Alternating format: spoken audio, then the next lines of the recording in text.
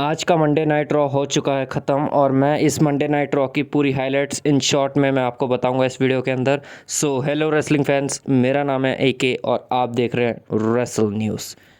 तो शो की शुरुआत होती है लिव मॉर्गन की एंट्रेंस से और वहाँ पर लिव मॉर्गन किस करने के बाद डोमिनिक मिस्टीरियो को हमें बीचों बीच रिंग के दिखाई देती है और वहाँ पर डोमिनिक मिस्टीरियो भी आ जाते हैं। वहाँ पर लिव मॉर्गन बोल रही होती हैं कि वो रिया रिप्ले से हर चीज़ छीन लेगी, जजमेंट डे और ख़ास करके डोमिनिक मिस्टीरियो। फिर लिव मॉर्गन उनके पास जाने लगती है वापस से।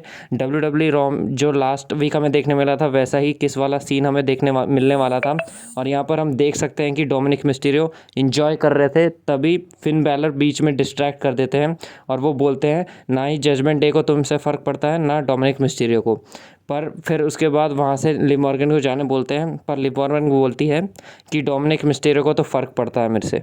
यहीं पर सेगमेंट ख़त्म हो जाता है। फिर उसके बाद शीमस और लुडविग काइज़र का मैच आता है। उनको एंट्रेंस पे लुडविग काइज़र ने मारना स्टार्ट कर दिया।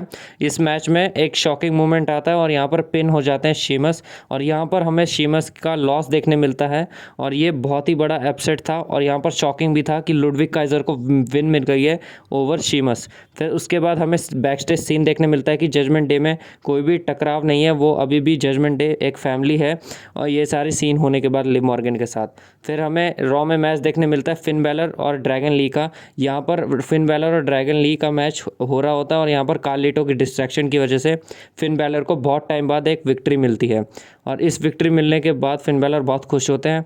तभी जो डोमिनेट कर रहे होते हैं ड्रैगन ली को, तभी वहाँ पर ब्रॉन स्ट्रोमैन आके उन्हें बचा लेते हैं और जजमेंट डे वहाँ से भाग जाती है और ब्रॉन स्ट्रोमैन वहाँ पर स्टैंड टॉल करते हैं। फिर अगला सेगमेंट हमें देखने मिलता है अल्फा एकेडमी का, जहाँ पर सैमी ज़ेन समझा रहे होते हैं अल्फा एकेडमी को कि तुम लोगों को चैट केबल की बात नहीं मानना चाहिए, वो अपनी मनमानी कर रहा है। उसी वक्त चैट केबल पीछे से आके अटैक कर देते हैं सैमी ज़ेन के ऊपर और वहाँ पर मैक्सिन ड्यूपरी हाथ जोड़ के बोल रही होती है कि मत मारो और सिर पकड़ के खड़े हो जाते हैं ओटिस और अकीरा टोजावा। फिर उसके बाद चैट केबल ओटिस को बोलते हैं कि सैमी ज़ेन को मारो और ऑर्डर देते हैं। वो मार नहीं रहे होते हैं पर आखिरी में उन्होंने मार दिया। फिर उसके बाद वहाँ पर चैट केबल स्टैंड टॉल करते हैं इंटरकॉन्टिनेंटल चैंपियनशिप के साथ और वहाँ पर सैमी ज़ेन डाउन होते हैं और यहाँ पर हमें पता चल रहा है कि क्लैश एट द कैसल में इन दोनों का मैच होने वाला है फॉर द इंटरकॉन्टिनेंटल चैंपियनशिप। फिर उसके बाद हमें रिकोशे और ब्रॉन ब्रेकर का मैच देखने मिलता है। जो ब्रॉन ब्रेकर का एक और स्क्वाश मैच था, यहाँ पर बुरी तरीके से डोमिनेट किया ब्रॉन ब्रेकर ने और स्पीयर बहुत तेज़ लगा के यहाँ पर विक्ट्री ले ली ब्रॉन ब्रेकर ने और यहाँ पर हर स्क्वाश मैच की तरह एक और विक्ट्री मिल गई ब्रॉन ब्रेकर को। फिर उसके बाद कार्लिटो और ब्रॉन स्ट्रोमैन का मैच आता है। यहाँ पर इजीली ब्रॉन स्ट्रोमैन हरा देते हैं कार्लिटो को और यहाँ पर बहुत सारे डिस्ट्रैक्शन के बाद भी पावर स्लैम लगा के इजीली कार्लिटो को विन मिल जाती है। फिर वहाँ पर लिव मॉर्गन इसी मौके का फ़ायदा उठा के वापस से डोमिनिक मिस्टीरियो के पास आती है और वहाँ पर फिन बैलर उन्हें वापस से रोक लेते हैं, जैसा कि शो की स्टार्टिंग में उन्होंने रोका था। फिर उसके बाद पीछे से ब्रॉन स्ट्रोमैन आते हैं और दो फिन बैलर को मारते हैं और जब ही डोमिनिक मिस्टीरियो को वो अटैक करने जा रहे होते हैं तभी लिव मॉर्गन ने रोक लिया, जो कि एक और बड़ा फैक्टर हो रहा है स्टोरी लाइन में।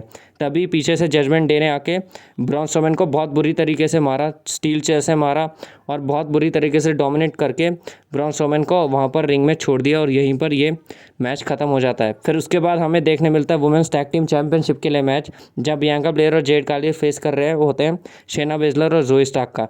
यहाँ पर इस्ला डॉन और एल्बा फायर आके चारों ने मिलके जेड कार्गिल और बियांका ब्लेयर को बहुत बुरी तरीके से धोया और फिर दोनों फेस टू फेस खड़े रहे।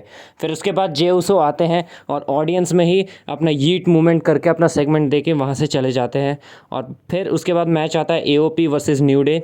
ये इस मैच में न्यू डे को बहुत ही बुरी तरीके से डिस्ट्रैक्ट किया जाता है कैरिन क्रॉस और स्कारलेट के द्वारा और यहाँ पर AOP आसानी से इस मैच को जीत जाते हैं और यहाँ पर न्यू डे को एक और बड़ी लॉस झेलनी पड़ती है और उन्हें लॉस कब से झेलनी पड़ रही है।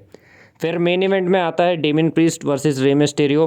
इस मैच में कोई भी इंटरेक्शन और डिस्ट्रैक्शन नहीं थी। यहाँ पर रे मिस्टीरियो 619 लगा के एबस लगाने जा रहे होते हैं, तभी वहाँ से साउथ ऑफ हेवन लगा देते हैं टॉप रोप से डेमियन प्रीस्ट और जीत जाते हैं वर्ल्ड हेवीवेट टाइटल, रिटेन कर लेते हैं। फिर उसके बाद ड्रू मैकिंटायर बीच में आते हैं तो उनको भी बिना कोई डिस्ट्रैक्शन या मदद के बिना उन्होंने साउथ ऑफ हेवन मार दिया अनाउंस टेबल पे, जो कि दिखाता है वो बहुत ही ज़्यादा स्ट्रॉन्ग दिखाए जा रहे हैं WWE के द्वारा। और फिर वहाँ पर आगे जजमेंट डे सेलिब्रेट करती है और इससे पता चलता है कि क्लैश एट द कैसल में डेमियन प्रीस्ट और जो ड्रू मैकिंटायर का मैच होगा वो बहुत ही ज़्यादा इंटरेस्टिंग होगा। यही था WWE रॉ की हाइलाइट्स आज की इन शॉर्ट। और आप बताएं मंडे नाइट रॉ आपको कैसी लगी इन कमेंट सेक्शन। ऐसी इंटरेस्टिंग वीडियो के साथ जल्द ही मिलूंगा रेसलिंग फैंस, तब तक के लिए गुड बाय।